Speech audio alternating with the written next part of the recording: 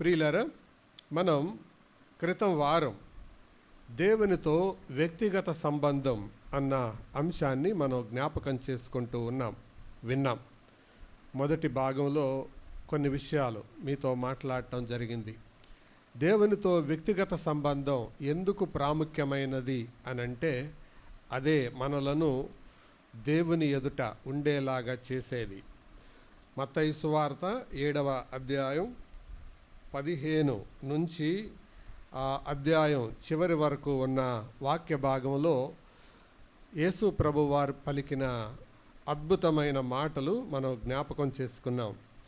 అందులో నుంచి కొన్ని సంగతులు మనం చూసాం. దేవునితో వ్యక్తిగత సంబంధం చాలా చాలా ప్రాముఖ్యం. అసలు మనిషిని దేవుడు ఏర్పరచుకుందే అందుకు. అదే ఉద్దేశం చేత ఆయన మనుషులను ఏర్పరచుకున్నాడు. Personal relation with God is very very important. ఎందుకు అంటే మనిషిని దేవుడు చేసుకుందే అందుకు. సృష్టికర్తగా ఆయనతో మనకు సంబంధం ఉండొచ్చు, దట్స్ గుడ్. అదే సమయంలో ఆయనతో మనకు పోషణకర్తగా కూడా సంబంధం ఉండొచ్చు, దట్స్ ఆల్సో వెరీ గుడ్. కానీ ఆయన మనకు ప్రభువుగా సంబంధం లేకపోతే అది చాలా చాలా ప్రమాదం. యేసు ప్రభువారు ఈ లోకములో ఉండగా ఆయన అనేక మంది ఆకలి తీర్చాడు, అనేక మందిని స్వస్థపరిచాడు. ఒక చిన్న ప్రశ్న, వాళ్ళందరూ పరలోకంలో ఉంటారా? ఉండరు. ఎందుకు అంటే వాళ్ళు మేలు పొందారు కానీ ప్రభువు యొక్క ప్రభుత్వానికి వాళ్ళు ఇష్టపడలేదు. అందుకే మత్తయి 7వ అధ్యాయంలో ఆయన చెప్పాడు 21వ వచనంలో, ప్రభువా ప్రభువా అని నన్ను పిలుచు ప్రతివాడు పరలోక రాజ్యములో ప్రవేశింపడు కానీ చదవండి అన్నమాట, పరలోకమందున్న నా తండ్రి చిత్త ప్రకారము చేయువాడు అనుందా? చేయువాడే అనుందా? ఏమండి, చేయువాడే అంటే అర్థం ఏంటి? There is no other option. నువ్వు పరలోకానికి వెళ్ళాలనుకున్నావా? There is no other way. మరొక మార్గం లేదు. ఎందుకు లేదు అంటే దేవుని చిత్తం చేసి తీరాలి అంతే. అమెరికా వెళ్ళాలి అంటే అమెరికాలో ఉండే రూల్స్కి అబైడ్ అయితేనే వెళ్ళాలి. అక్కడ రూల్స్కి అబైడ్ కాకపోతే వెళ్ళలేరు. అరబ్ కంట్రీస్కి కూడా అంతే. ఏ దేశానికి వెళ్ళాలంటే ఆ రూల్కి తమను తాము అలవరుచుకోవాలి, బంధించబడాలి. అంతరిక్షానికి వెళ్ళాలంటే అక్కడ వాతావరణానికి తగ్గట్టు ఉండాలి. పరలోకానికి వెళ్ళాలంటే ప్రభు యొక్క అధికారానికి చిత్తానికి లోబడి ఉండాలి. అందుకే ప్రభు ఆ మాట ఖచ్చితంగా నిర్మోహమాటంగా చెప్పాడు, నా తండ్రి చిత్తము చొప్పున చేయు వాడే ప్రవేశించును అని. మరి ఆ తండ్రి చిత్తము చొప్పున చేసేవాడే ప్రవేశిస్తాడు అని ప్రభు చెప్పాడు. మరి ఆ తండ్రి చిత్తము చొప్పున చేయటానికి మనం ఇష్టపడదాం. దేవుని చిత్తాన్ని గురించి కొన్ని విషయాలు మనం వింటూ వస్తున్నాం, దేవుని వాక్యంలో మనం చూస్తూ వస్తున్నాం. ఒక మనిషి పట్ల దేవుని చిత్తం ఏంటో తెలుసా? నంబర్ 1 చెప్తారా? దేవుని చిత్తం ఒక మనిషి పట్ల ప్రారంభమైన దేవుని చిత్తం రక్షించబడి సత్యము విషయమైన అనుభవ జ్ఞానం కలిగి ఉండడం. అది తిమోతి మొదటి పత్రిక 2వ అధ్యాయంలో రాయబడి ఉంటుంది. మనుషులందరూ రక్షణ పొంది సత్య విషయమైన అనుభవ జ్ఞానము కలవారై ఉండవలెనని ఆయన ఇచ్చయించుచున్నాడు. అది బేసిక్ థింగ్. ఆ తర్వాత దేవుని చిత్తం ఏంటో తెలుసా? తెస్సలోనికైలకు రాసిన మొదటి పత్రిక 4వ అధ్యాయం 3వ వచనం, పరిశుద్ధులగుటయే దేవుని చిత్తం. అంటే మొదటిగా రక్షించబడడం దేవుని చిత్తం, సత్యమును గూర్చిన అనుభవ జ్ఞానం కలిగి ఉండడం దేవుని చిత్తం. ఏం జ్ఞానం అండి? ఏ మాట అన్నాను నేను? పెద్దగా చెప్పండి. అనుభవ జ్ఞానం. జ్ఞానాలు కొన్ని రకాలు. పరిచయ జ్ఞానం వేరు, అనుభవ జ్ఞానం వేరు. పరిచయ జ్ఞానం అంటే అర్థం ఏంటంటే ఏ వస్తువు గురించి అయినా తెలుసుకోవడం ద్వారా వచ్చేది పరిచయ జ్ఞానం. అనుభవ జ్ఞానం అంటే అది జీవితంలో అనుభవించటం ద్వారా తెలుసుకునేది. ఈ అనుభవ జ్ఞానములో 2 రకాలు. అనుభవ జ్ఞానములో 2 రకాలు. మొదటి రకం ఏంటంటే మనము అనుభవించి తెలుసుకునేది. రెండవ రకం ఏంటంటే ఇతరుల అనుభవాల ద్వారా తెలుసుకునేది. చెప్పండి, అనుభవ జ్ఞానములో 2 రకాలు. మొదటిదేంటి? మనము అనుభవించి తెలుసుకునేది. రెండవ అనుభవ జ్ఞానం ఏంటి? ఇతరుల అనుభవాల ద్వారా తెలుసుకునేది. తేడా ఏంటో చెప్తాను. మామిడికాయ తీయగా ఉంటుంది అనేది పరిచయ జ్ఞానం లేదా వినికిడి జ్ఞానం. అది అనుభవ జ్ఞానం ఎప్పుడవుతుంది? మనం తిన్నప్పుడు. తర్వాత కాకరకాయ చేదుగా ఉంటుంది, అది వినికిడి జ్ఞానం. అది మనకు అనుభవ జ్ఞానం అయింది ఆ కూర వండినప్పుడు, దాన్ని మనం రుచి చూసినప్పుడు. అది కూడా మనం అనుభవించి తెలుసుకున్నాం. రైలు కింద తలకాయ పెడితే చచ్చిపోతారు, అది పరిచయ జ్ఞానం, వినికిడి జ్ఞానం. దాన్ని అనుభవ జ్ఞానంగా తెచ్చుకోవాలంటే మనం కూడా తలకాయ పెట్టి తెలుసుకోవాలా? ఒకవేళ తలకాయ పెడితే జరిగేదేంటి? వేరే వాళ్ళు తెలుసుకుంటారు, మనం ఉండం. అరటికాయ తొక్క మీద కాలేస్తే కింద పడతారని చూసి తెలుసుకోవాలా? మనం కూడా వేసి జారి తెలుసుకోవాలా? వేసి జారి కూడా తెలుసుకోవచ్చు. అయితే ఆ తర్వాత ఏ ఆర్థోపెడిక్ హాస్పిటల్కో మనం వెళ్తాం. అనుభవ జ్ఞానం వేరు, పరిచయ జ్ఞానం వేరు. అనుభవ జ్ఞానములో ఎందుకు 2 రకాలు చెప్పానంటే, మంచి విషయాలనేమో అనుభవించి తెలుసుకోవాలి, చెడ్డ విషయాలనేమో చూసి తెలుసుకోవాలి, విని తెలుసుకోవాలి. అది నెగిటివ్ థింగ్స్ ఏమో చూసి తెలుసుకోవాలి. కరెంటు ప్లగ్లో వేలు పెడితే చచ్చిపోతారు అని వేలు పెట్టి షాక్ కొట్టినోని చూసి తెలుసుకుంటే చాలు. మనం కూడా ట్రై చేస్తే చేయొచ్చు. అనుభవ జ్ఞానం కావాలంటే చేయొచ్చు. అయితే నీకు అనుభవ జ్ఞానం అది జ్ఞానం ఇవ్వచ్చు, లేకపోతే అది అంతిమ జ్ఞానం కూడా అయిపోవచ్చు. అందులో పెట్టిన తర్వాత మళ్ళీ వదలకపోతే ఇక అదే లాస్ట్.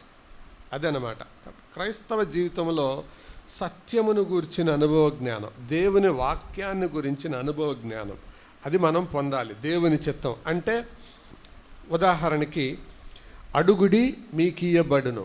తర్వాత చూసారా ఎంత బాగా చెప్పేశారు. దీన్ని ఏ జ్ఞానం అంటారు? వినికిడి జ్ఞానం లేదా చదువు జ్ఞానం. చదవడం ద్వారా, వినికిడి ద్వారా. మరి నీకు అనుభవ జ్ఞానం వచ్చేది ఎప్పుడు?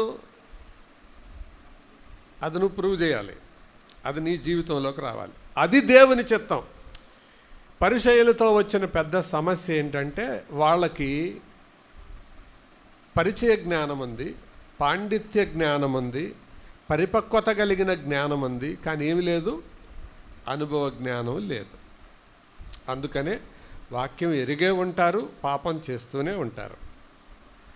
దేవుడు అట్లాంటిది కోరుకోవడం లేదు. మీరు రక్షించబడాలి, సత్యమును గూర్చిన అనుభవ జ్ఞానం కలిగి ఉండాలి. ఇది మొదటిది. రెండవది ఏం చదివాం? పరిశుద్ధులై ఉండుటయే దేవుని చిత్తం. మూడవది దేవుని చిత్తం వరుసలో మూడవది తెస్సలోనికైలకు రాసిన మొదటి పత్రిక 5వ అధ్యాయంలో చివరి భాగంలో ఉంటుంది. ప్రతి విషయమునందు కృతజ్ఞతాస్తుతులు చెల్లించుట అది దేవుని చిత్తం. ఏ విషయంలో కృతజ్ఞతాస్తుతులు చెల్లించాలి చెప్పండి? ప్రతి విషయం అంటే మేలా కీడా? మామూలుగా మనం ఎప్పుడు స్తుతికోటం పెడతాం? పాస్ అయితేనా ఫెయిల్ అయితేనా? అది పాస్ అయితే స్తుతికోటం పెట్టేవాళ్ళు అవకాశవాదులు, ఫెయిల్ అయినా కూడా స్తుతికోటం పెట్టేవాళ్ళు ఆత్మీయవాదులు. అవకాశవాదం వేరు. నా చిన్నతనంలో నేను ఒక కథ విన్నాను. సండే స్కూల్లో నేనే బోధించాను. స్కాట్లాండ్ దేశంలో ఒక రాజు యుద్ధానికి బయలుదేరి, వేటకు బయలుదేరి అడవిలో వెళ్తూ ఉండగా తనతో పాటు మంత్రిని తీసుకొని వెళ్ళాడు. ఆ మంత్రికి ఒక అలవాటు ఉంది. ఏంటంటే ప్రైజ్ ద లార్డ్ అంటాడు ప్రతిదానికి. ఈయన వేటకు వెళ్దాం అనగానే ప్రైజ్ ద లార్డ్ అన్నాడు. అందరూ వేటకు వెళ్ళారు. మొదటి బాణం వేశాడు, ఒక దుప్పో ఏదో పడింది. ప్రైజ్ ద లార్డ్ అన్నాడు. ఆ తర్వాత కాసేపటికి ఈయనకి వేలు దిగింది. ఎవరికి? ఈ బాణం వేసే యువరాజుకి. దానికి కూడా ప్రైజ్ ద లార్డ్ అన్నాడు. మనకు వేలు దిగితే వేరే వాళ్ళు ప్రైజ్ ద లార్డ్ అంటే మనకి ఎట్లా ఉంటుంది? మనం కింద పడితే వేరే వాళ్ళు ప్రైజ్ ద లార్డ్ అంటే ఎట్లా ఉంటుంది? ఆయనకి మండింది. ఏం చేశాడు? తోయిండ్రా విని గుంటలో అన్నాడు. ఆ మాట విని కూడా ప్రైజ్ ద లార్డ్ అన్నాడు. ఇదేంటి, ఈయనకి దిమ్మ ఖరాబ్ అయిందా? నాకు తెగినప్పుడు ప్రైజ్ ద లార్డ్ అన్నాడు, ఆయన గుంటలో వేయని పట్టుకుని ప్రైజ్ ద లార్డ్ అన్నాడు. సరే అని వీళ్ళు దూరంగా వెళ్ళిపోయారు. ఒక 100 అడుగులు వేశారో లేదో ఆటవిక సమూహం అంతా చుట్టుముట్టి ఈ యువరాజును పట్టుకున్నారు. పట్టుకొని ఆ సమూహానికి చెందిన నాయకుడు వచ్చి ఇతను కాళ్ళు చేతులు కట్టేసి వాళ్ళ దేవతకు బలి అర్పించడానికి తీసుకొని వెళ్తున్నారు. వెళ్తూ ఉండగా అప్పుడు అనిపించింది, అయ్యో నేను మంత్రి గారిని దూషించటం వలన దేవుడు నాకు శిక్ష వేశాడేమో అని బాధపడుతూ ఉన్నాడు. అయితే ఆ ఆటవిక సమూహంలో ఒక ఆచారం ఉంది. ఏంటి ఆచారం అంటే, అతను ఆ నాయకుడు దేన్నైతే బలి ఇవ్వబోతున్నాడో ఆ శరీరం అంతా సరిగ్గా ఉంటేనే ఇస్తారు. అందులో పొక్కులున్నా గజ్జున్నా గాయాలున్నా బలివరం. ఇప్పుడు ఇతనికి వేలు తెగి కట్టుకున్నాడు. ఈ కట్టును చూసి అతను ఆగిపోయాడు. ఆగిపోయి, అరే ఇది బలికి పనికిరారు, వదిలేయండిరా అన్నాడు. వదిలేశాడు. ఇక ఈయన మనసులో సడన్గా మారిపోయింది. ఆయన మీద తెలియనంత ప్రేమ అభిమానం పెరిగిపోయింది. ఎవరి మీద చెప్పండి? పెద్దగా మంత్రి గారి మీద. వెళ్ళి అర్జెంటుగా తీసుకురండిరా అన్నాడు. వీళ్ళు వెళ్ళి తీసుకొని వచ్చారు. అయ్యా రాజుగారు మిమ్మల్ని రమ్మన్నారు అంటే ప్రైజ్ ద లార్డ్ అన్నాడు. మళ్ళీ వచ్చిన తర్వాత మంత్రి గారు నన్ను క్షమించండి అని అంటే, ఎందుకండి పద్దాక మీరు ప్రైజ్ ద లార్డ్ అంటారు అంటే ఆయన ఒక మాట అన్నాడు, నేను దేవుని ప్రేమిస్తున్నానండి.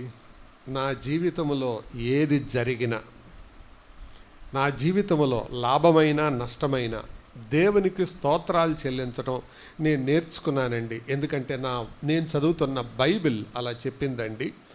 అందుకు ప్రభువుకు స్తోత్రం చెల్లించడం నేర్చుకున్నాను. అది మొదటి మాట. రెండవది ఏంటంటే,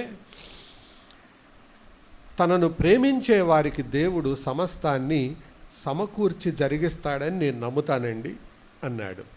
ఇప్పుడు కూడా మీరు చూడండి, ఎందుకు నన్ను రప్పించారు?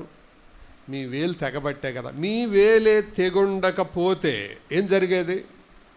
ఈ పాటికి మిమ్మల్ని ఆటవిక జనం పలహారం చేసుకొని తినేవాళ్ళు. ఇప్పుడు చెప్పండి, మీ గాయం మీకు మేలు చేసిందా, కీడు చేసిందా?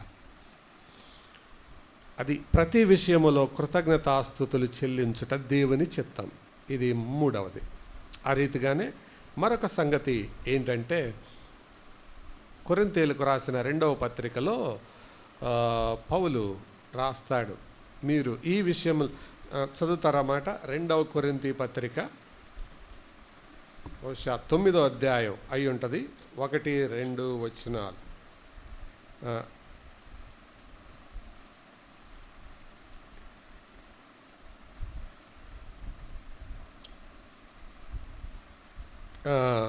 ఎనిమిదవ అధ్యాయం అండి. 8వ అధ్యాయం దాతృత్వం గురించి చెబుతూ 8వ అధ్యాయం 5వ వచనంలో ఇలా చెప్పాడు, ఇదియుగాక మొదట ప్రభువునకు దేవుని చిత్తము వలన మాకును తమ్మును తామే అప్పగించుకొండ్రి. ఇక్కడ దేవుని చిత్తాన్ని గురించి చెబుతూ కొరింథీ విశ్వాసులను అభినందిస్తూ ఉన్నాడు. ఏమని? మొదటిగా ఎవరికి అప్పగించుకున్నారు వాళ్ళు? ప్రభువుకు. రెండవదిగా మాకును అన్నాడు. మాకును అంటే దేవుని సేవకులు. అదే కదా మనం ఇందాక పాటలో పాడుకున్నాం. ఇది దేవుని చిత్తం. కాబట్టి దేవుని చిత్తం మీరు ఆలోచిస్తే మరికొన్ని దొరుకుతాయి. ఈరోజు ఒక 4 గుర్తుపెట్టుకుందాం. చెప్పండి, మొదటిదేంటి? ప్రతి మనిషి పట్ల దేవుని చిత్తం, అందరి పట్ల దేవుని చిత్తం ఉంటుంది. ఏమని? రక్షణ పొందాలి. పెద్దగా చెప్పండి. రక్షణ పొందాలి, సత్య విషయమైన అనుభవ జ్ఞానం పొందాలి. మిడిమిడి జ్ఞానం కాదు, పరిచయ జ్ఞానం కూడా కాదు. రెండవది ఏంటది? చెప్పండి. పరిశుద్ధత కలిగి ఉండడమే దేవుని చిత్తం. మూడవది ఏంటి?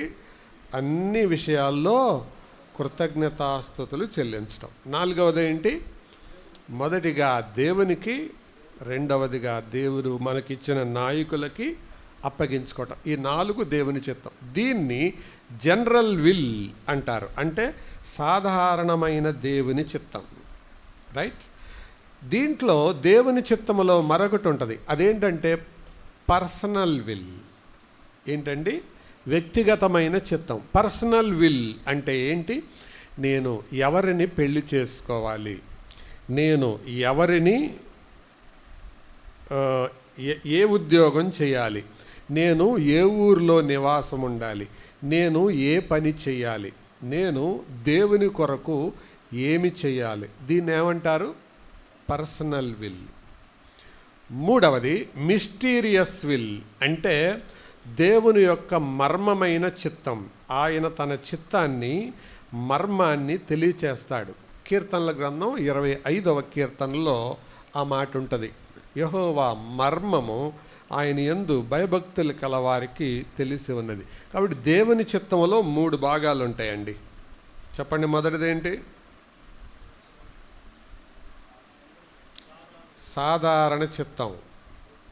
రెండవది వ్యక్తిగత చిత్తం. మూడవది మర్మమైన చిత్తం. మళ్ళీ చెప్పండి. సాధారణ చిత్తం, వ్యక్తిగతమైన చిత్తం, మర్మమైన చిత్తం. ఇప్పుడు నా వైపు చూడండి. మనం పరిశుద్ధత పట్ల, కృతజ్ఞతాస్తుతులు చెల్లించే పట్ల, రక్షణ పట్ల, దీని పట్ల సీరియస్గా ఉంటామా? బ్రదర్, ఇంకా నాకు పెళ్ళి అవ్వట్లేదు, ఎవరిని పెళ్లి చేసుకోవాలో దేవుడి చిత్తం నాకు ఏం అర్థం కావట్లేదు అంటామా? నిజం చెప్పండి. ఏంటంటే అటు చూస్తున్నారు? అర్థమయ్యిందా? అర్థం కాలేదా? ఏ చిత్తం పట్ల మనుషులు తెలుసుకోవాలని తెగ వెంపర్లాడతారు.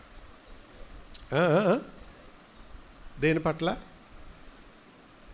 వ్యక్తిగతమైన పట్ల. నేనేం కోర్సు చదవాలి, నేను ఎవరిని పెళ్లి చేసుకోవాలి, దీని మీద ఉన్నంత మమకారం సాధారణమైన చిత్తం పట్ల ఉండదు. అయితే ఆత్మీయ జీవితంలో ఒక సీక్రెట్ ఉంది, తెలుసా? ఇది ప్రైమరీ కోర్సు లాంటిది. ఏది? సాధారణమైన చిత్తం. రెండవది సెకండరీ కోర్సు లాంటిది. మూడవది హై స్కూల్ కోర్సు లాంటిది. ప్రైమరీ కోర్స్ అవ్వకుండా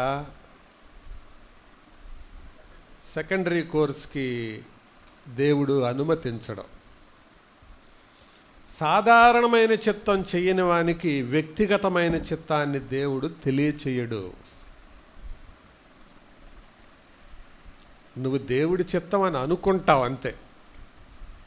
చదువు విషయంలో కానీ, పెళ్లి విషయంలో కానీ కనపడిందే దేవుని చిత్తం అనుకుంటా. అందుకే మొన్న ఎవరితోనో మాట్లాడుతూ నేను ఈ మాట చెప్పాను. యోనా ఓడరేవులోకి వెళ్ళినప్పుడు అక్కడ తర్షీషుకు వెళ్ళే ఓడను చూసి అనుకున్నాడు. ఏమని? ఇక దేవుని చిత్తం ఇదే, నేను తర్షీషుకి వెళ్ళటం. ఎందుకంటే నేను వచ్చేటప్పుడు ఇక్కడ దేవుని చిత్తం నేను తర్షీషుకి వెళ్ళడం కాకపోతే ఆ ఓడ ఇక్కడ ఎందుకు ఉండాలి? ఇక్కడ ఉంది కాబట్టి ఏంటి? దేవుని చిత్తం. జాగ్రత్తగా అసలు దేవుని చిత్తం యోనా పట్ల ఏంటి? నీనెవేకి వెళ్ళాలి.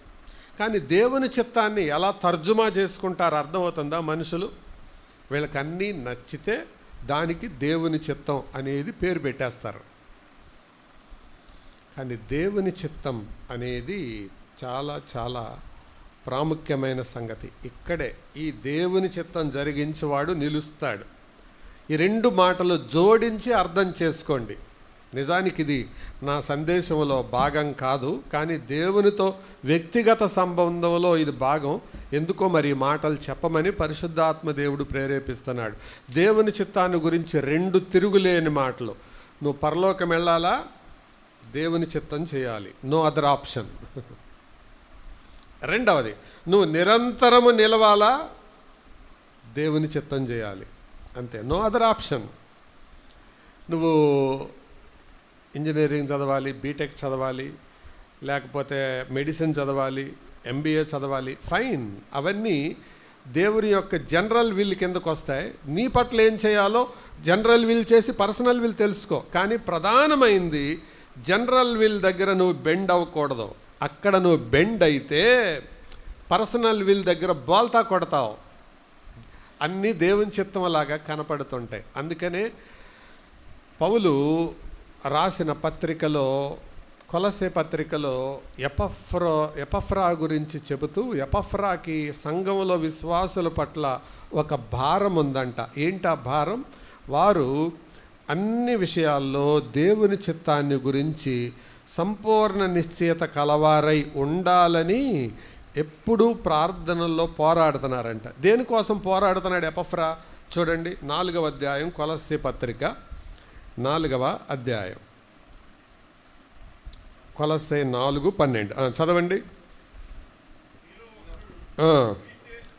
మీలో ఒకడును క్రీస్తు యేసు దాసుడునైన ఎపఫ్రా మీకు వందనములు చెప్పుచున్నాడు. మీరు సంపూర్ణులను, ప్రతి విషయములో దేవుని చిత్తమును గూర్చి సంపూర్ణ ఆత్మ నిశ్చయత కలవారునై. ఏంటి ఆ మాటకు అర్థం? ఆ మాటకు అర్థం ఏంటి అని అంటే, తమ్ముడు నువ్వు ఈ కోర్సు ఎందుకు తీసుకున్నావు అంటే, అన్న దేవుడు నన్ను ఈ కోర్సు తీసుకోమన్నాడు. పాప నువ్వెందుకు ఈ ఉద్యోగం చేస్తున్నావు అంటే, అన్న దేవుడు నన్ను ఈ ఉద్యోగం చేయమన్నాడు. నువ్వెందుకు ఆ ఇల్లు కొన్నావు అంటే, దేవుడు నన్ను ఇల్లు కొనమన్నాడు. నువ్వెందుకు పలానా అబ్బాయిని వివాహం చేసుకున్నావు అంటే, దేవుడు ఆ వ్యక్తిని నన్ను చేసుకోమన్నాడు అని సంపూర్ణ ఆత్మ నిశ్చయతతో చెప్పగలగాలి. అది అందుకు దేవుని చిత్తాన్ని గురించిన ఫుల్ అష్యూరెన్స్ వాళ్ళు కలిగి ఉండాలనేది ఎపఫ్రా యొక్క ఆరాటం. ఇప్పుడు చెప్పండి, మీ జీవితంలో ఏది జరిగినా ఇది దేవుని చిత్త ప్రకారమే నేను చేశాను అని చెప్పగలరా? అది ఆ స్టేజ్కి రావాలి. అందుకు పోరాడుతున్నాడు. ప్రభువా వాళ్ళకు ఉద్యోగం ఇవ్వు, అందుకు నేను పోరాడుతున్నాను అంటలేదు.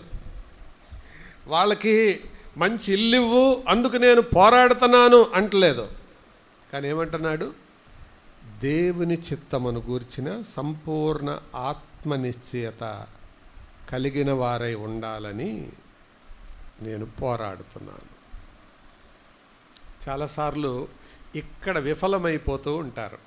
సరే, ఇది జ్ఞాపకం ఉంచుకొని దేవుని చిత్తాన్ని చేయడానికి, దేవుని చిత్తం ఎందుకు చేయాలి? 2 కారణాలు చెప్పండి. మొదటిదిగా, పరలోకం వెళ్ళాలంటే చేయాలి. దేవుని చిత్తం చేయకపోతే నో గ్యారంటీ. రెండవది, నిరంతరం నిలవాలంటే చేసి తీరాలి, లేకపోతే చరిత్రలో కలిసిపోతారు. దేవుని చిత్తం అంత ప్రాముఖ్యం. అందుకు మీరేది చేసినా దేవునికి ఇష్టం వచ్చినట్టు చేయాలి. ఓకే, దేవునితో వ్యక్తిగత సంబంధం చాలా చాలా ప్రాముఖ్యమైనది. ఆ వ్యక్తిగత సంబంధమే దేవుని పట్ల నీతో వ్యక్తిగతమైన నీ పట్ల చిత్తాన్ని నెరవేర్చడానికి కారణమవుతుంది. దేవునితో సంబంధాలు కొన్ని రకాలు, అసలు సంబంధాలే కొన్ని రకాలు. మొదటిది ముఖ పరిచయం అంటారు. ముఖ పరిచయం అంటే ఏంటి? వాళ్ళని చూసినప్పుడు మనం నవ్వుతాం. వాళ్ళ పేరు మనకు తెలియదు, మన పేరు వాళ్ళకి తెలియదు, చూడగానే నవ్వుతాం, రోజు చూస్తున్నారు కాబట్టి. రెండవది మాట పరిచయం అంటాం. మాట పరిచయం అంటే ఏంటి? వందనాలండి, బాగున్నారా, దీన్ని ఏమంటారు? మాట పరిచయం.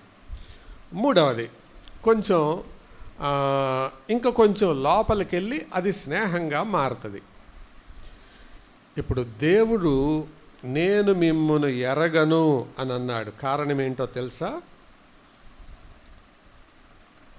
గలతీయులకు రాసిన పత్రిక 4వ అధ్యాయం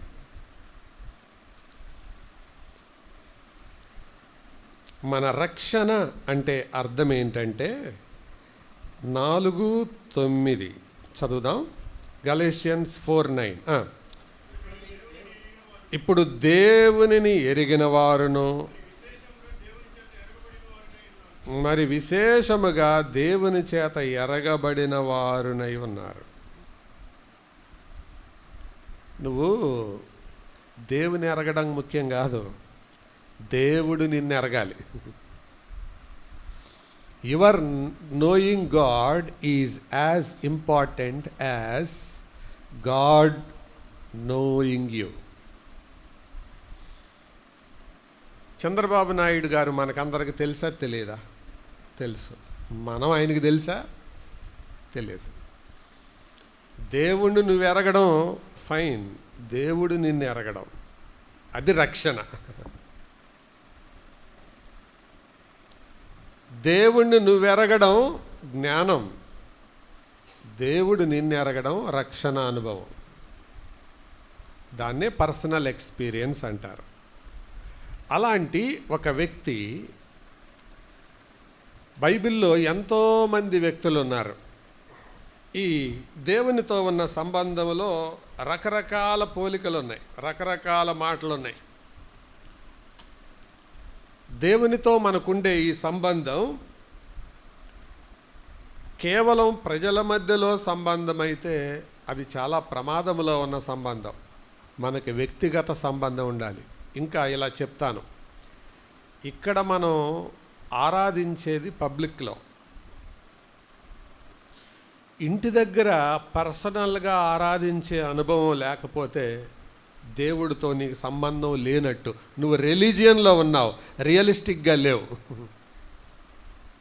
ఇక్కడ పాటలు పాడుతున్నావు, ఇంటి దగ్గర పాడుకునే అనుభవం లేకపోతే you are following religion, not realistic. ఇక్కడ నిలబడి వాక్యం చెప్తున్నావు, నీకు నీవుగా బోధించుకోకపోతే యు ఆర్ ఫాలోయింగ్ రిలీజియన్. నువ్వు ఏదైతే ఒంటరిగా చెయ్యవో అప్పుడు దేవునితో నీకు వ్యక్తిగత సంబంధం లేదు అని అర్థం. సోదరులారా, అర్థమవుతుందా? మనం మందిలో ఏది చేస్తామో ఒంటరిగా అది చేసే అనుభవం ఉండాలి. ఇక్కడ ప్రార్థన చేస్తే ఇంటి దగ్గర చేసే అనుభవం ఉండాలి.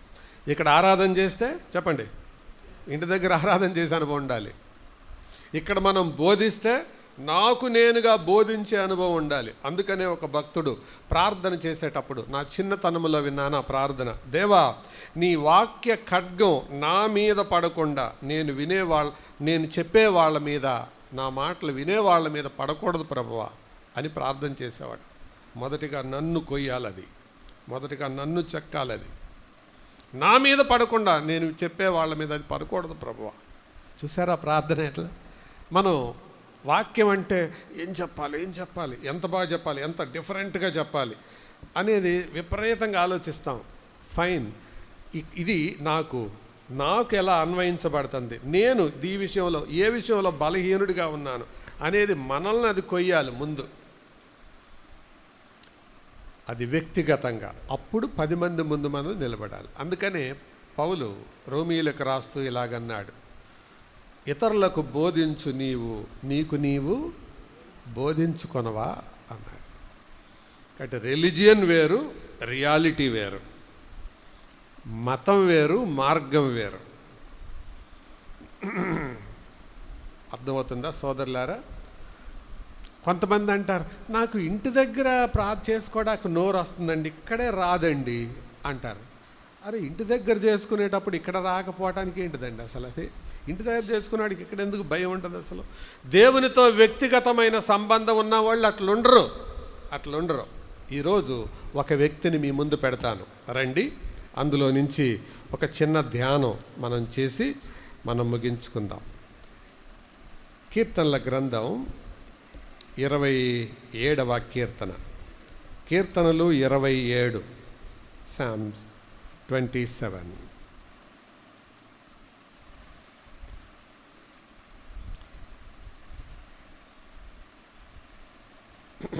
ఎనిమిదవ వచనాన్ని చదువుతున్నాను.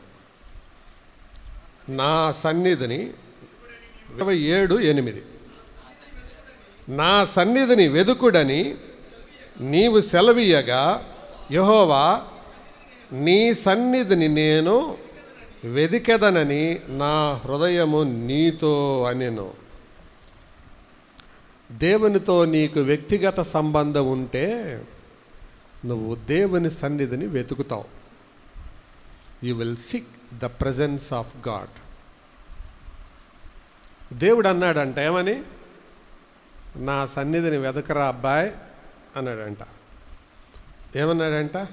దేవా, నాకు టైం లేదు, వాట్సాప్లో మెసేజ్ వచ్చింది, యూట్యూబ్లో షార్ట్స్ వినాలి, ట్విట్టర్లో ఒకడికి ఆన్సర్ చెప్పాలి అని అనలేదు. కానీ ఏమన్నాడు? యెహోవా నీ సన్నిధి నేను వెతికెదను అని నా హృదయము నీతో అనెను. సోదరులారా, దేవునితో నీకు వ్యక్తిగతమైన సంబంధం ఉంది అని తెలియచేసే తిరుగులేని రుజువేంటో తెలుసా? Personally you seek the presence of God. వ్యక్తిగతంగా దేవుని సన్నిధి రెండు రకాలు. ఒకటి పర్సనల్, రెండు పబ్లిక్. ఇప్పుడు మనం ఎక్కడున్నాం? పబ్లిక్లో ఉన్నాం. ఇంటి దగ్గర ఒంటరిగా ఉన్నప్పుడు ఉంటావే, అది పర్సనల్.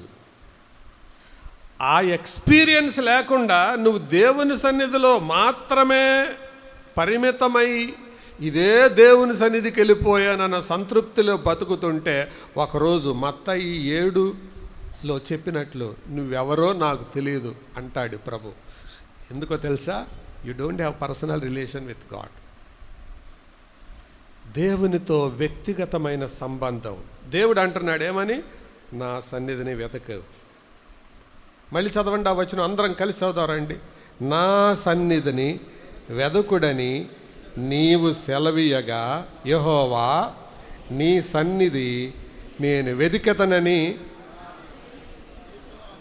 ఒకసారి చెప్పండి, ఈ వారంలో దేవుని సన్నిధిని ఎంతమంది వెతికారు? మీరేం చేతులు ఎత్తక్కర్లా. ఇప్పుడు వచ్చారు దేవుని సన్నిధికి, ఫైన్, ఇది తప్పని నేను అంటలేదు. కానీ ఇది నిన్ను వ్యక్తిగతంగా దేవుని సన్నిధి ఎతకటానికి ప్రోత్సహించాలి.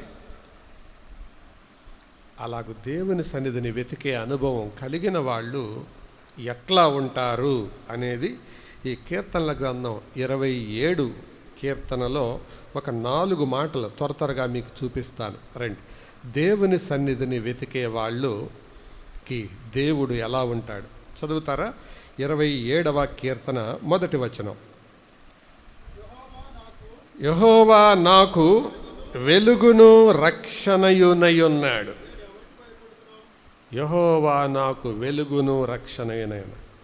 ఒకటి, గాడ్ ఈజ్ మై లైట్. దేవునితో నీకు సంబంధం ఉంటే, దేవుని సన్నిధితో నీకు సంబంధం ఉంటే, God must be your light. రెండవది 5వ వచనానికి రండి. 27:5. ఆపత్కాలమున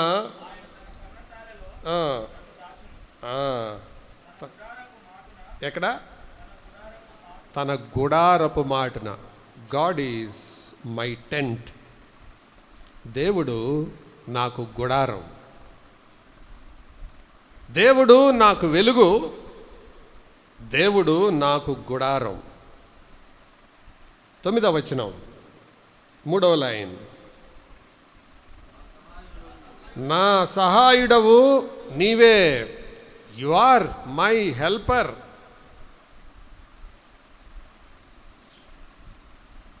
పదవ వచనం 2వ లైన్. 11వ వచనం.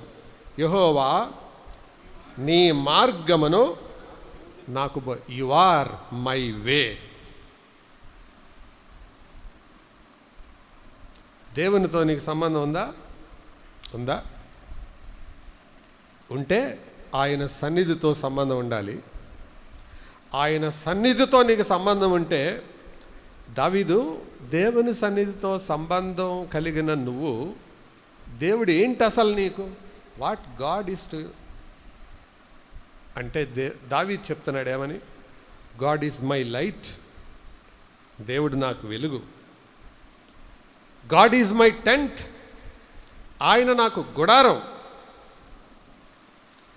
గాడ్ ఈజ్ మై హెల్పర్, ఆయన నాకు సహాయుడు. గాడ్ ఈజ్ మై వే, ఆయన నా మార్గం, ఆయనే నా మార్గం. నేను నా అన్న పదాలు కన్నా ఇందులో మా అని లేదు.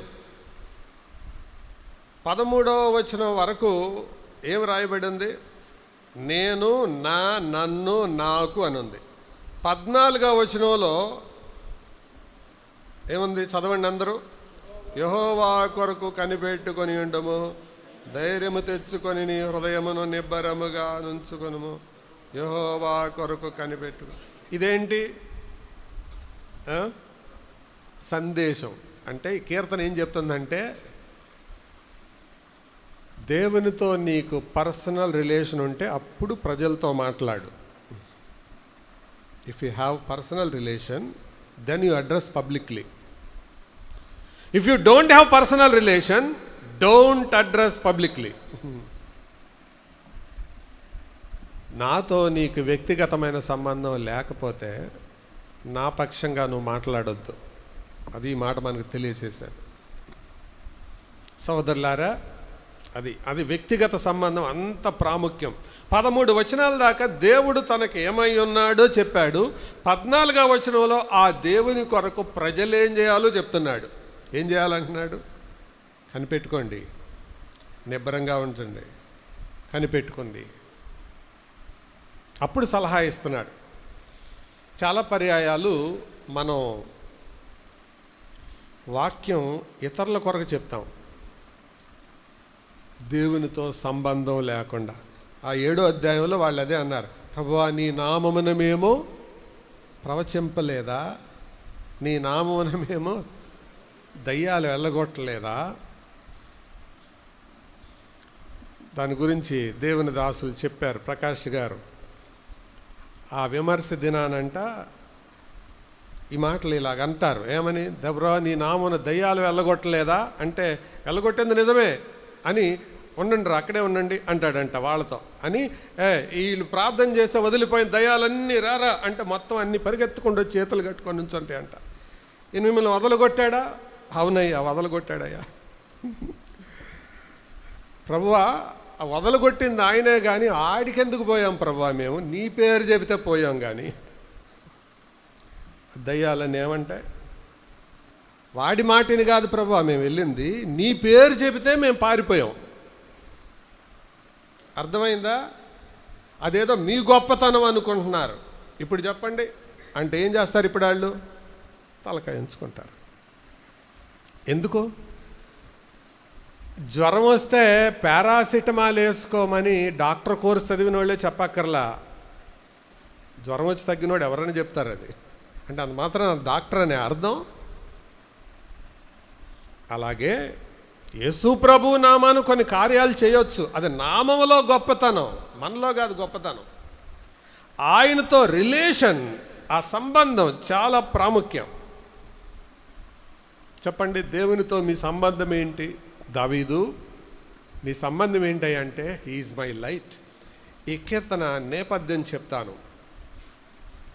అడవుల్లో పడి పారిపోతున్నాడు, తల్లిదండ్రి దూరంగా ఉన్నాడు. అందుకే ఆ మాట 10వ వచనంలో అన్నాడు చూడండి, నా తల్లిదండ్రులు నన్ను విడిచినను. నా తల్లిదండ్రులు నన్ను విడిచినను. తల్లిదండ్రులు వదిలేశారు. బహుశా ఒకవేళ తండ్రి చనిపోయాడేమో, తల్లి చనిపోయిందేమో, దూరంగా వచ్చేసాడు, పారిపోయాడు, అడవుల్లో తిరుగుతున్నాడు. ఇది కుటుంబానికి దూరంగా ఉండేది ఒక నష్టమైతే, మరొక నష్టం చూడండి. 2వ వచనం, నా శరీర చదవండి నా శరీర మాంసము తినుటకై దుష్టులు నా మీదికి వచ్చినప్పుడు నన్ను బాధించు శత్రువులు ఇప్పుడు ఒకసారి ఇక్కడ ఉన్న చదువుకునే పిల్లలందరినీ నేను ఒక అడుగుతున్నాను, అమ్మ నాకు దూరంగా ఉన్నారు కదా, దూరంగా ఉన్నప్పుడు మీరు హాస్టల్లో ఉన్నప్పుడు పనికి మాలినోళ్ళు రౌడీలు వచ్చి మిమ్మల్ని తెగ బాధేస్తూ ఉంటే ఎట్లా ఉంటుంది? అసలే ఇంటికి దూరంగా ఉన్నారు, దానికి తోడు వీళ్ళందరూ వచ్చి కొడతా ఉంటే ఎట్లా ఉంటుంది? కొడతా ఉండేవాళ్ళు ఒక రకం, తిట్టేవాళ్ళు ఒక రకం, వీళ్ళంతా ఉంటే ఎట్లా ఉంటుంది? అలాంటి డిస్ట్రెస్ టైంలో రాశాడు ఈ కీర్తన. ఇంత కృంగిపోయిన స్థితిలో, ఇలాంటి స్థితిలో ఏ మనిషి అయినా కృంగిపోతాడు, కానీ తనను బలపరిచింది ఏంటి? దేవునితో ఉన్న సంబంధం. ఎందుకు ఆ సంబంధం అంత గట్టిగా ఉందంటే ఈజ్ మై లైట్. ప్రియులారా, ఆయన మనకు వెలుగు అయితే చీకటి ఎంత మాత్రం మనలో ఉండదు. రహస్యాలు మన దగ్గర ఉండవు, సీక్రెట్స్ మన దగ్గర ఉండవు. Is he light to you? ఇక్కడ ఉన్న అందరం ఓ ప్రశ్న వేసుకుందామా? గూగుల్లో కానీ, ట్విట్టర్లో కానీ, ఫేస్బుక్లో కానీ నీ సెర్చ్ హిస్టరీ డిలీట్ చేయకుండా నీ భార్యకో, నీ పిల్లలకో, మీ సంఘ సభ్యులకో, మీ తోటి వారికో చూపించగలరా?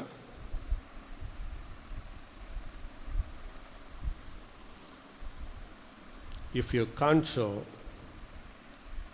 You are living in darkness. నువ్వు చీకట్లో బతుకుతున్నావు అని అర్థం. God is not your light. దేవుడు నీకు వెలుగైతే వెలుగులోనే ఉంటావు. ఆయన వెలుగులో ఉన్న ప్రకారము మనమును వెలుగులో నడిచిన ఎడల. ఇక్కడ ఉండే వాళ్ళందరికీ ఒక చిన్న పరీక్ష పెడతాను. వెలుగును చీకటిని రెండింటినీ కలిపి ఒక గదిలో బంధించండి చూద్దాం. ఓపెన్ గదిలో, పార్టీషన్ గదిలో కాదు, రెండింటినీ కలిపి ఒక గదిలో పెట్టండి. పెట్టగలరా? ఉండలేరు. వెలుగుంటే చీకటి ఉండదు, చీకటి ఉంటే వెలుగు ఉండదు. క్వైట్ కామన్ సెన్స్ అది. God is my light, there is no darkness. మన అంతరంగంలో చాలాసార్లు పక్కన వాళ్ళకి తెలియకుండా నెగిటివ్ ఫీలింగ్స్ పెట్టుకుంటుంటాం. అవతల వాళ్ళకి అర్థం కాదు, కనపడ్డప్పుడు ఏం ఎరగ, వందనాలండి అంటారు. లోపల ఎంత విషం ఉంటుందో దాంట్లో. అందుకే అప్పుడప్పుడు ఎగ్జాంపుల్ చెబుతుంటాను. దేవుడు మన తలకాయ మీద 2 బల్బులు, ఒకటి ఎర్ర బల్బు, ఒకటి పచ్చ బల్బు పెట్టి, చెడ్డ ఆలోచన వస్తే ఎర్ర బల్బు వెలిగేలాగు, మంచి ఆలోచన వస్తే పచ్చ బల్బు వెలిగేలాగు ఒక మెకానిజం పెట్టున్నాడు అనుకోండి. ఏం జరుగుతుందో మీరు జస్ట్ ఇమాజిన్ చేసి చెప్పండి. ఏం జరుగుద్ది? నవ్వుతున్నారు కానీ ఎవరు చెప్పట్లా. ఏం జరుగుద్ది? ఒక ఆయన అన్నాడు మీటింగ్లో, రోజుకొక రెడ్ బల్బ్ మార్చాలండి అని. ఆ పక్కన ఆయన నవ్వుకుంటూ అంటున్నాడు, మీరు రోజుకి అంటున్నారండి, మాకు గంటకే మాడిపోద్ది.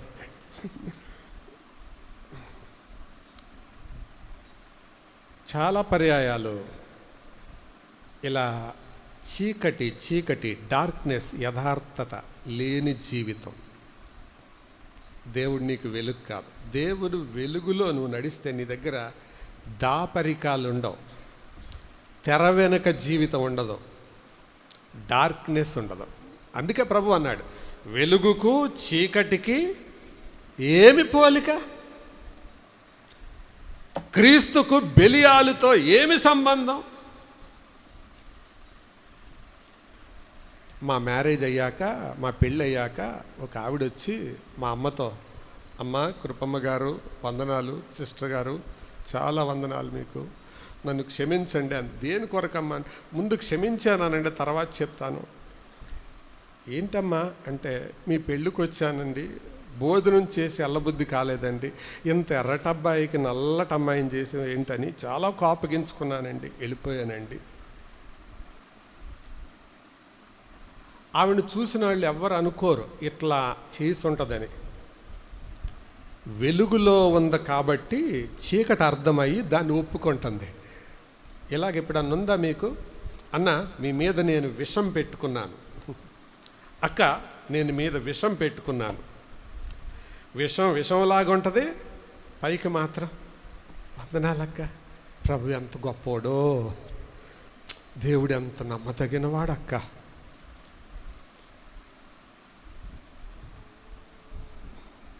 God is my light. దావీదులో ఉన్న ప్రత్యేకత ఏంటంటే ఏది దాచుకోలేడు, ఏ ఫీలింగ్ దాచుకోలేడు. కోపం వచ్చినా అది కనపడుతుంది, సంతోషం వచ్చినా అది కనపడుతుంది, ప్రేమ వచ్చినా అది కనపడుతుంది. అక్కడ దాకెందుకు? ఎన్నిసార్లు మనం మన పక్కోళ్ళ మీద చెడు అభిప్రాయాన్ని పెట్టుకున్నాం? ఎన్నిసార్లు దేవుని సేవకుని అపార్థం చేసుకున్నాం? మరీ ఇంత కఠినం ఏంటయ్యా అని అపార్థం చేసుకున్నాం. మళ్ళీ పైకి కనపడ్డప్పుడు వందనాలన్నా, వందనాలక్క. Is God your light? దేవుడు వెలుగేనా నీకు? వెలుగైతే చీకటి ఎందుకు ఉంటుంది? దాపరికాలు ఎందుకు ఉంటాయి? యెహోవా నాకు వెలుగు, రక్షణ అయి ఉన్నాడు. తర్వాత దాని రిజల్ట్ ఏంటి? నేను ఎవరికి భయపడదును. నేను ఎవరికి భయపడతాను? 3వ వచనం చివరి భాగంలో నేను ధైర్యము విడువకుందును. 5వ వచనానికి రండి.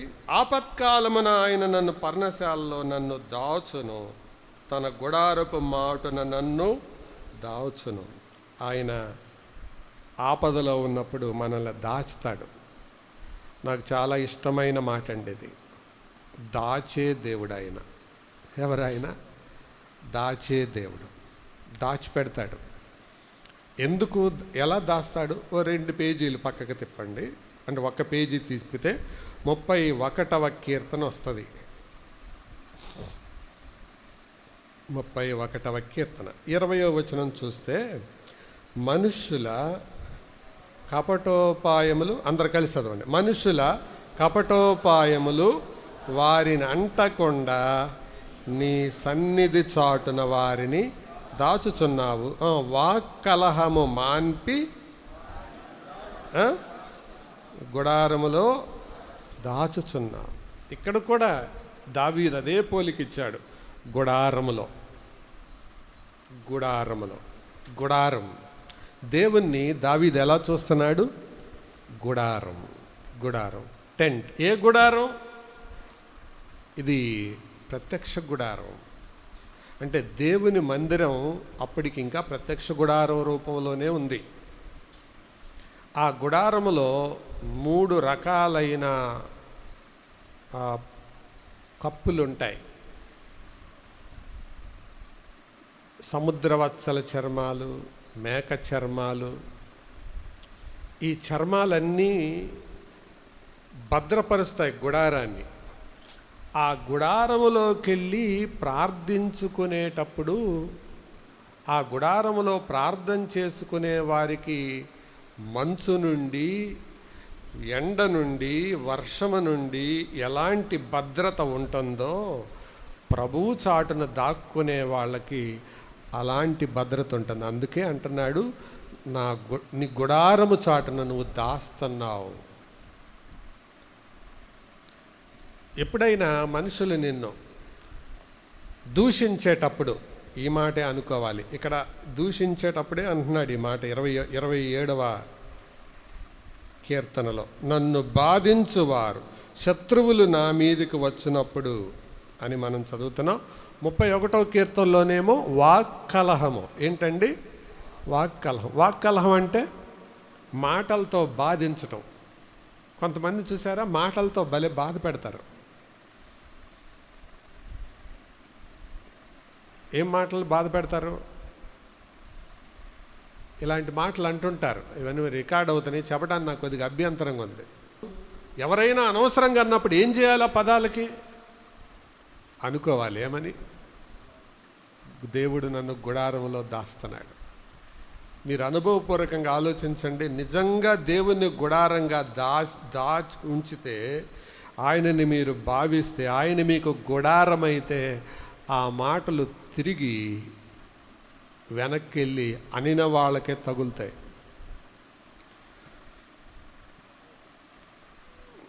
కుమార్ ఆంటీ వాళ్ళ ఆయన బంధు మోషే గారి నాన్నగారి గురించి వింటుంటాం. ఆయన ఎవరైనా తిడితే ఏం ఎరగనట్టు వెళ్తాడు. నీకు శివుని ఎత్తురు లేదు, ఏంటి అలా తిడతంటే వెళ్తున్నావు అంటే, ఆయన వాళ్ళు బయటికి తిట్టుకుంటే గాలికి వెళ్తాయి అమ్మా, లోపలికి తిట్టుకుంటే వాళ్ళకే తగులుతాయి, నాకేంటి అంటాడు. ఒక అవిశ్వాసికే అంత థియాలజీ ఉంటే విశ్వాసికి ఎంత ఉండాలండి?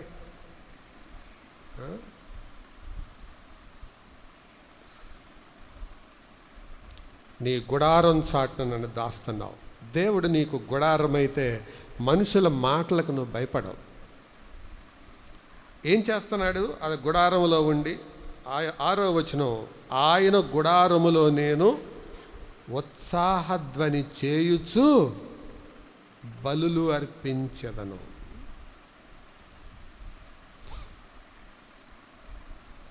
ఉత్సాహధ్వని చేయుచు నేను అంటున్నాడా, మేమంటున్నాడా?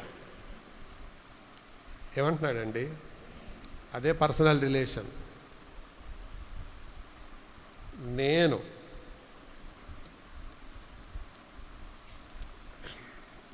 ఒకసారి అందరు నా వైపు చూడండి. ఇక్కడ మనం కూర్చొని పాట పాడేటప్పుడు ఎటువంటి ఫీలింగ్ ఉంటుందో, ఇంటి దగ్గర మనం కూర్చొని పాట పాడేటప్పుడు ఎటువంటి ఫీలింగ్ ఉంటుందో రెండు టాలీ చేసుకోండి. ఈ రెండు ఫీలింగ్స్ ఒకటి కాకపోతే మందిరంలో మీరు నటిస్తున్నారు అని జ్ఞాపకం పెట్టుకోండి. You are just acting here. ప్రజల ముందు పాడేటప్పుడు ఒక ఫీలింగు, ఇంటి దగ్గరేమో అసలు పాటే పాడవు. That is action. That is not Christianity, that is only religion. అది మతం. ప్రజల ముందు ప్రదర్శించేది మతం, ఒంటరిగా ఉండేది ప్రవర్తన. నేను కృతజ్ఞతాస్తుతులు చెల్లిస్తాను, ఉత్సాహధ్వని చేస్తాను. బిజు మాథ్యూలో అది చూశానండి నేను. ఒంటరిగా కూర్చొని సిన్సియర్గా అక్కడే పాడుకుంటాడు, నవ్వుకుంటాడు పాట పాడేటప్పుడు.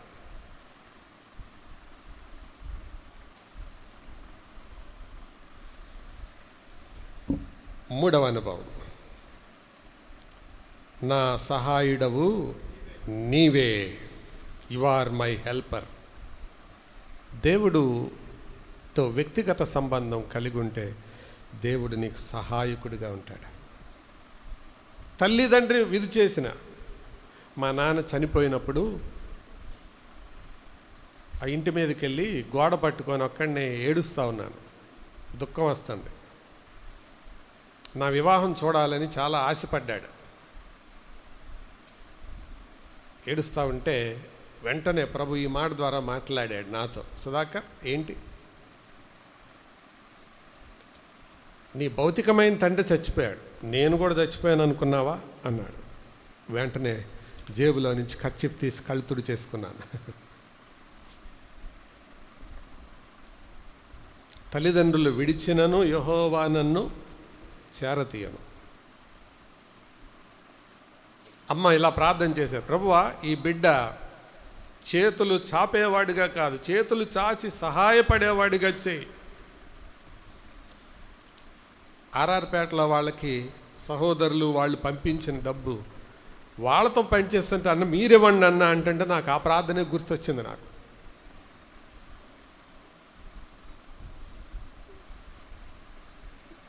తల్లిదండ్రులు కొద్ది కాలమే ఉంటారు. యవన బిడ్డలారా జాగ్రత్త, మీరు తల్లిదండ్రులకు దూరంగా ఉన్నారు.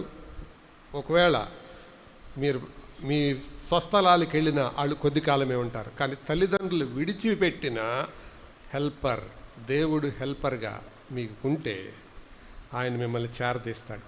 అది గమనించుకోండి. అదే దావీదు యొక్క అనుభవం. వ్యక్తిగత సంబంధం ఉంటే ఆ దమ్ము వస్తుందండి, ఆ ధైర్యం వస్తుంది, లేకపోతే రాదు. ఏం చేశాడు దేవుడు నాకు, ఏమొచ్చింది దేవుడిని నమ్ముకోవటం వల్ల, ఇక ఇంతే. తలకాయ కొట్టుకోవటం, గోడకు కొట్టుకోవటం, చింతించటం, దుఃఖపడటం, ఇవే. దావీదు అలాంటి పరిస్థితుల్లో ఉన్నాడు. నిజానికి ఏడవాలి, దుఃఖపడాలి. యెహోవా నన్ను చేరదీయును.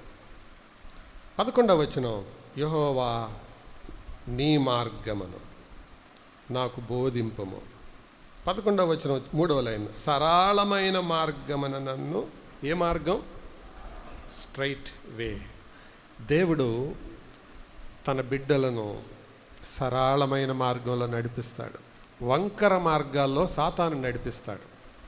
దేవుడు ఎక్కడ నడిపిస్తాడు?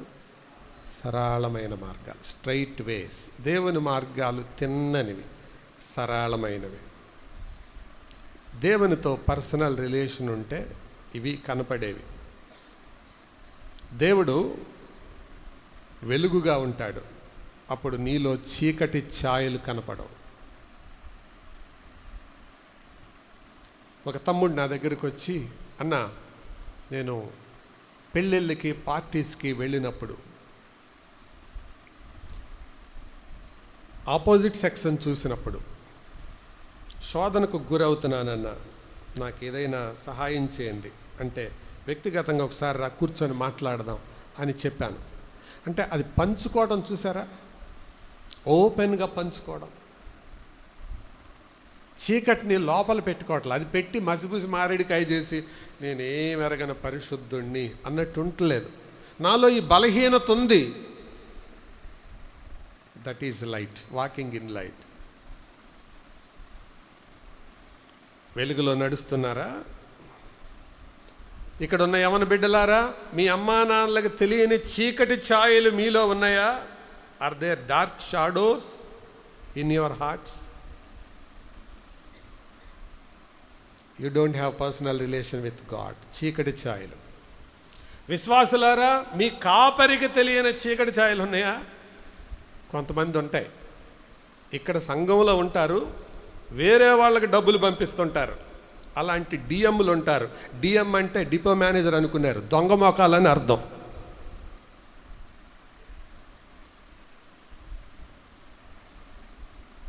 దొంగ బతుకది. చీకటి ఛాయలు ఓపెన్గా చెప్పొచ్చు కదా.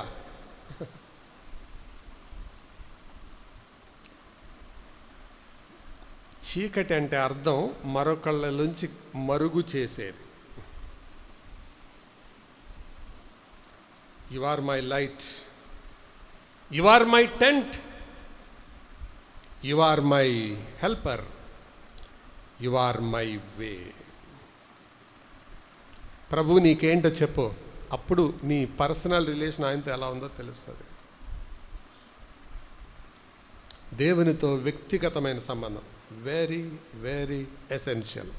ఇక్కడ నువ్వు విఫలమైతే you lose your life eternally.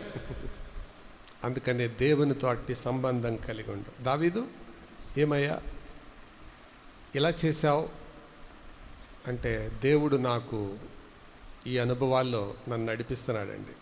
అందుకే దావీదు కీర్తనలు అన్నీ కూడా వ్యక్తిగతమైనవి ఉంటాయి. యెహోవా మా కాపరి అన్నాడా? నా కాపరి.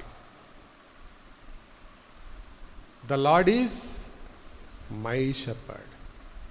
యెహోవా నా రాజా. ఎక్కడుందన్నమాట?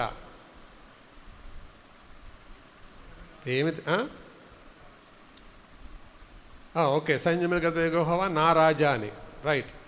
145వ కీర్తనలో కూడా నా రాజా, మొదటి వచనంలో నా రాజా, మై కింగ్, నా రాజా, నా కాపరి, నా వెలుగు. ఏంటండి ఆ పర్సనల్ ప్రొనౌన్స్? అది పర్సనల్ రిలేషన్ విత్ గాడ్. నా దేవుడు, నా తండ్రి. ఇలా ఎప్పుడన్నా అనుభవించారా ప్రభువుని? ప్రజల ముందు ప్రార్థన చేసేటప్పుడు, స్తోత్రాలు చెల్లించేటప్పుడు మా అనడంలో పర్వాలేదు, కానీ వ్యక్తిగతంగా అనుభవించేటప్పుడు నా ప్రభువా, నా దేవా అని అనడం, దట్స్ వెరీ వెరీ ఇంపార్టెంట్. అది మనం అలవరుచుకుందాం. అక్కడ మనం విఫలమవద్దు. ఎందుకో తెలుసా? దేవుణ్ణి మనం ఎరగడం కాదు, దేవుడు నన్ను ఎరగాలి. లేకపోతే ఈ మాట అంటాడేమని, ఐ డోంట్ నో యూ, నువ్వెవరో నాకు తెలియదు, నువ్వెవరో నాకు తెలియదు. కాబట్టి ఆయన వెలుగుగా కలిగి ఉందాం, వెలుగులో నడుద్దాం. ఆయనను గుడారంగా కలిగి ఉందాం, భద్రపరుస్తాడని నమ్ముదాం. ఆయన సహాయకుడని ఎరుగుదాం, ఆయనపై ఆధారపడి ఆయన సన్నిధిని వెతుకుదాం. ఆయన మార్గం అని మనం ఎరుగుదాం, అందులో మనం నడుచుకుందాం. పర్సనల్ రిలేషన్ విత్ గాడ్ చాలా ప్రాముఖ్యం. ఇది మనం జ్ఞాపకం ఉంచుకొని దేవునికి ఇష్టలుగా బ్రతకటానికి తీర్మానం కలిగి ఉందాం. తల వంచండి, ప్రార్థన చేసుకుందాం. ప్రార్థన. మరి మనందరి పక్షంగా తమ్ముడు భరత్ ప్రార్థన చేయాలని కోరుతున్నాను. మైక్ వెనకాలకి ఇవ్వండి.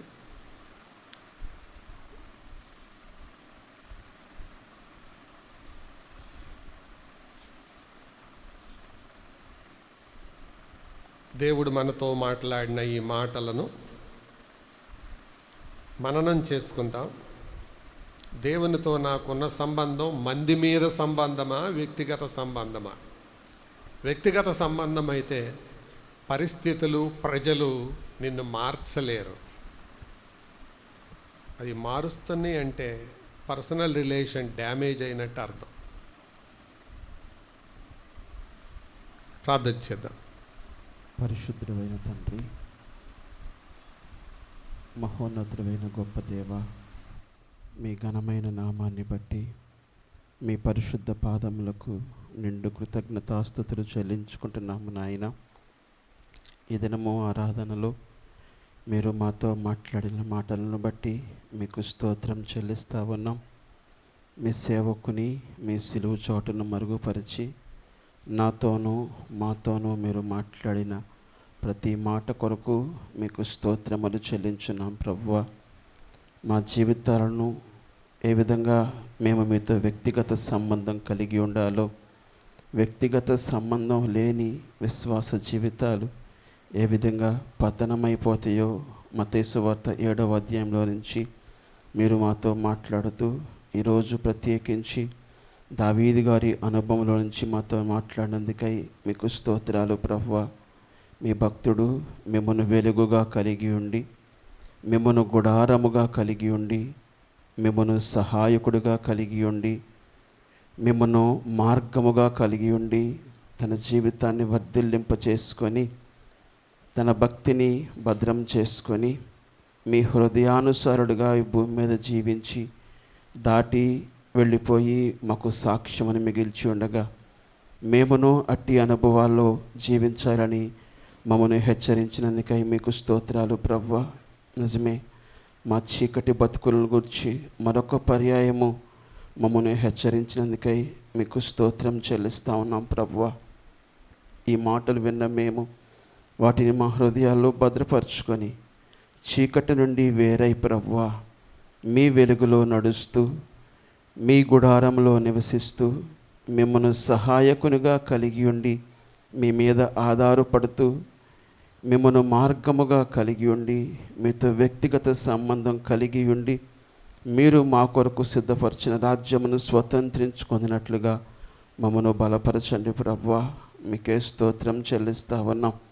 మీతో నిజమైన వ్యక్తిగత సంబంధం కలిగి ఉండటానికి మేము మిమ్మల్ని ఎరగటం కాదు కానీ మీరు మమ్మను ఎరిగే విధంగా స్టెఫెను పరలోకానికి వచ్చినప్పుడు మీరు ఏ విధముగా సింహాసనం మీద నుంచి లేచి నిలువబడి ఆయనను ఆహ్వానించినారు తండ్రి, ఆ విధముగా మేము మా జీవిత దినాలు ముగించుకొని నిత్యత్వములో ప్రవేశించినప్పుడు మీ చేత ఎరుకబడిన వారంగా ఉండునట్లుగా మమ్మను బలపరచుమని, వెత్తబడిన మాటలు మా హృదయాల్లో నీరు కట్టి ఫలింపచేయమని, కేవలమును వినిన వారముగా కాకుండా వాక్య ప్రకారము జీవించువారుగా మమ్మను బలపరచుమని, కృప చూపించుమని, మీ సేవకులను ఇంకను బలపరిచి రానున్న దినాల్లో మీ ఆత్మ చేత నింపి బలమైన సాధనముగా వాడుకొని మీరే మహిమ పొందుకోనమని, చేరి వచ్చిన ప్రియులందరినీ వారి విశ్వాస జీవితాలను అంతకంతకు వృద్ధి పొందించుమని,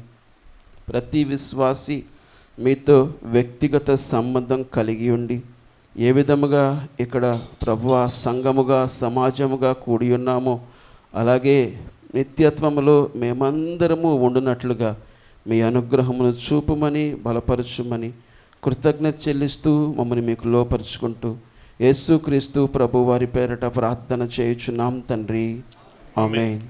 ప్రభువైన యేసుక్రీస్తు కృప, పరమ తండ్రి అయిన దేవుని ప్రేమ, పరిశుద్ధాత్ముని యొక్క అన్యోన్య సహవాసము సదా మనతో ఉండి ఆయనతో వ్యక్తిగత సంబంధం కలిగిన వారిగా ఈ అంత్య దినాలలో కొనసాగునట్లు, ఇతరులను ప్రభావితం చేయగలుగునట్లు సహాయం చేసి నడిపించునుగాక.